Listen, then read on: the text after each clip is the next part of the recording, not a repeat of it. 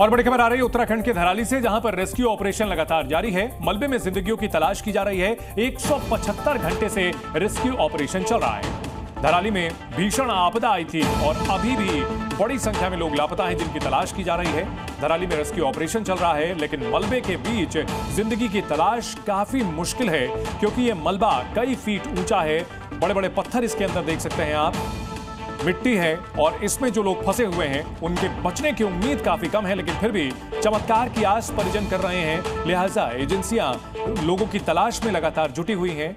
हर तकनीक की सहायता ली जा रही है, स्निफर डॉग्स की भी मदद दी जा रही है। सेना और आईटीबीपी के जवान यहां पर रेस्क्यू ऑपरेशन लगातार चला रहे हैं। उत्तरकाशी के धराली गांव में भीषण आपदा आई थी। बादल फटने से यहां पूरा गांव एक तरह से साफ हो गया और बड़े पैमाने पर अभी भी लोग लापता हैं। जो जीवित बचे हैं उन्हें सुरक्षित जगहों पर ले जाया गया है और पीछे अब आपदा की तस्वीरें हैं। मौसम थोड़ा साफ हुआ है, लिहाजा यहां पर रेस्क्यू ऑपरेशन में थोड़ी तेजी आई है। हालांकि उम्मीदें अब काफी कमजोर हो चुकी हैं।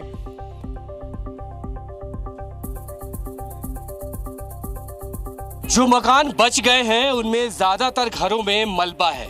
मलबे की वजह से लोग घरों में नहीं रह पा रहे हैं।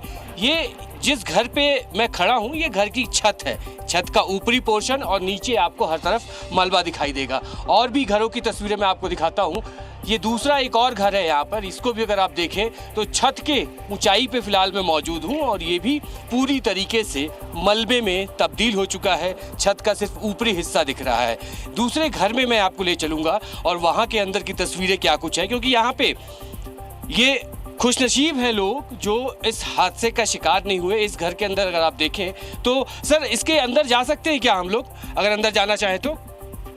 सर थोड़ा इसमें हो सकता है दलदल ना, थोड़ा संभल के देखना पड़ेगा। ये अंदर दलदल है, ये देखेंगे अगर आप तो इसके नीचे ये पूरा मलबा दलदल अंदर आपको दिखाई देगा। अंदर कुछ सामान है। दूसरा हिस्सा आप घर का देखिए, इसमें भी आपको घर के सामान मलबे में दबे हुए दिखाई देंगे। ये निचला फ्लोर है। नीचे अगर मैं आपको अंदर दिखाऊं तो अंदर घर के सारे सामान हैं, लेकिन रहने वाले जो लोग हैं वो कहाँ पे हैं उनसे भी एक बार बात करेंगे, क्योंकि यहाँ पर एनडीआरएफ लगातार लगी हुई है और इसी कोशिश में है कि इन मलबों में अगर कोई है तो उनको तलाशा जा सके। भाई साहब ये आपका घर है? ये आपका घर है? ये राहत सामग्री मिल रही है आप लोग को? हाँ जी सर।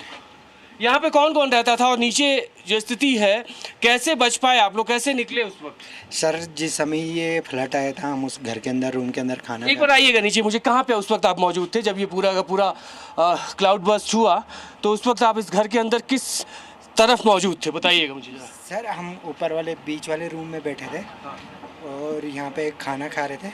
यहाँ पे इस जगह पे? हाँ। ये जहाँ मलबा है? हाँ जी।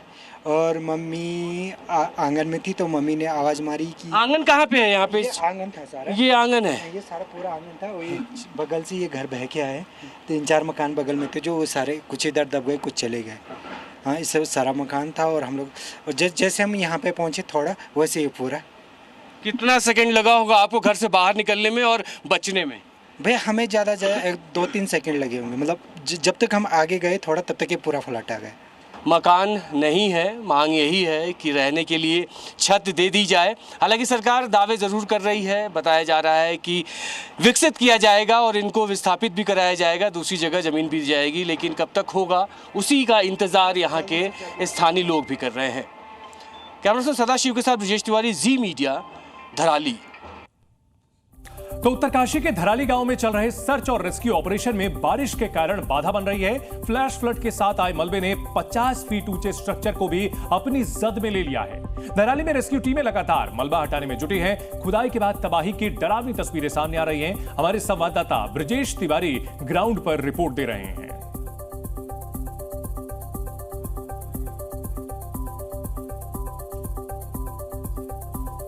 रेस्क्यू ऑपरेशन का 7वां दिन और 7वें दिन भी लगातार जो टीमें हैं अलग अलग उनको जिम्मेदारियां दी गई हैं कि जल्द से जल्द जो मलबा है यहाँ पर उसको हटा लिया जाए। एक बार समझते भी हैं सर, यहाँ कुछ आइडेंटिफाई किया है आप लोगों ने? हाँ सर, ये संभावित जगह है जहाँ हमें कुछ मिलने की संभावना है, डेड बॉडीज। और उम्मीद तो हम यही करते हैं कि हमें यहाँ लाइव मिले, लेकिन जितना 7 दिन आज हो चुके हैं उसमें संभावना कम ही है कि हमें कोई जिंदा मिल पाएगा। लेकिन फिर भी हम उन परिवारजनों के लिए काम कर रहे हैं जिनके परिवार के सदस्य जो यहाँ पे इस मलबे के नीचे दबे हुए हैं। यहाँ पर स्नीफर्स डॉग भी हैं जो इस बात को लेकर चेक कर रहे हैं कि इस मलबे के नीचे जिंदगियां हैं कि नहीं। और आप देखें तो इन तस्वीरों से समझ लीजिए कि लगातार इनकी मदद ली जा रही है, इनकी ताकत की मदद ली जा रही है ताकि ये लोग इस बात को लेके बता सकें कि नीचे जो 20 से 25 फीट का ये पूरा मलबा है, यहाँ पर किस जगह ज़िंदगी है, नहीं है, कुछ है या नहीं है। और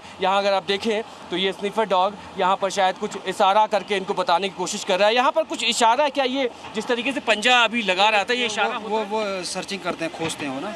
सेना युद्ध स्तर पर लगी हुई है और मैं ठीक उसी मलबे के ऊपर मौजूद हूँ जहाँ पर नीचे कई मकान, कई दुकान, कई घर दबे हुए हैं। इस बीच सेना किस तरीके से लोगों को आइडेंटिफाई करने की कोशिश कर रही है, एक बार समझते हैं। सर, क्या मुश्किलें आ रही हैं यहाँ पे? सबसे पहले एक बार ये बताइए। यहाँ पे मुश्किल जो है हमें ज़्यादातर मौसम के वजह से है, क्योंकि बारिश अभी भी चल रही है और साथ ही भागीरथी नदी का बहाव काफ़ी तेज़ है। यहीं से खीर गंगा ने विकराल रूप लिया जब बादल फटा। यहीं से, ठीक इसी जगह से। आप कहाँ पे थे उस वक्त? मैं यहाँ पर ही था जहाँ पर ये पेड़ आ रखा है, यहीं पर ही था मैं उस टाइम पे। तो उसके बाद हमें अपने आप को संभालने का मौका ही नहीं मिला। कहाँ मेरे चप्पल गए, कहाँ मेरे जूते गए। ये कपड़े भी मेरे दोस्तों लोगों ने मेरे को प्रोवाइड करा रखे हैं।